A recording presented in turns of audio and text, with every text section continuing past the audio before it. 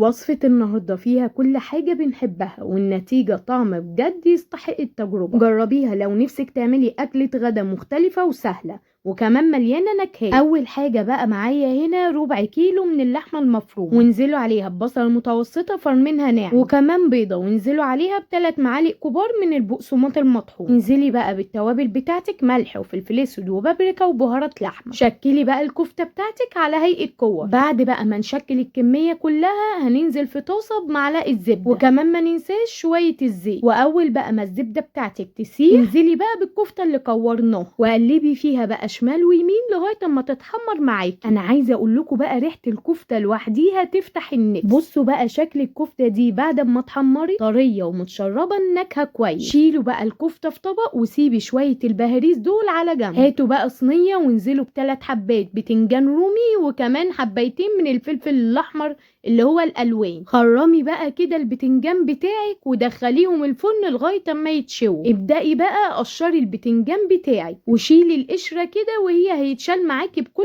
سهوله. وهنبدأ بقى بالسكينه او باي حاجه حاميه عندك. قطعي البتنجان لغايه اما تفرميه ناعم جدا، وكمان هنقشر الفلفل الاحمر وهنحطه فوقيهم وهنكمل فرم. وعايزه اقول لكم بقى ان ريحه البتنجان المشوي مع الفلفل هتخلي الاكله دي تحفه بجد. عايزه اقول لكم ان الريحه هنا بقى ما تتوصفش. وبعد بقى ما فرمنا الكلام ده كله مع بعضه هنبدأ نعمل البشاميل بتاعنا. في طاسه بقى انزلي ب3 معالق كبار من الزبده وكمان 3 معالق كبار من الدقيق. قلبوا بقى الكلام ده كله مع بعضه بالظبط لمده دقيقتين، وبعد كده انزلوا بورقه ماجي اديها بقى تقليبه كده وانزلوا عليها بنص كيلو من الحليب. بدلوا بقى المعلقه بالمضرب، وهنا بقى هنستنى لغايه اما الخليط يتقل معانا، بس ما نشيلش ايدينا منه. نفضل نقلب كده لغايه اما يتقل معانا ويبقى القوام كريمي. عايزه اقول لكم بقى ان هنا البشاميل عامل شغل عالي جدا، كريمي وطعمه كمان غني. انزلوا بقى برشه ملح ورشه فلفل اسود، بس ما تكتريش في الملح عشان احنا حاطين ورقه ماجي. واطفي عليه النار بقى وانزلي بخليط البتنجان والفلفل اللي احنا شويناه. فاكرين البهاريز اللي احنا قلناها سيبيها بتاعت الكفته؟ هي دي بقى انزلي بيهم وابدأي بقى قلبي الخليط كله مع بعض. هتجيبي بقى طواجن فخار او طواجن عاديه زي ما انت حابه، وانزلي بقى بخليط البشاميل والبتنجان اللي احنا عملناه ورصي الكفته بقى كده من على الوش، او ممكن كمان تحطيها في طواجن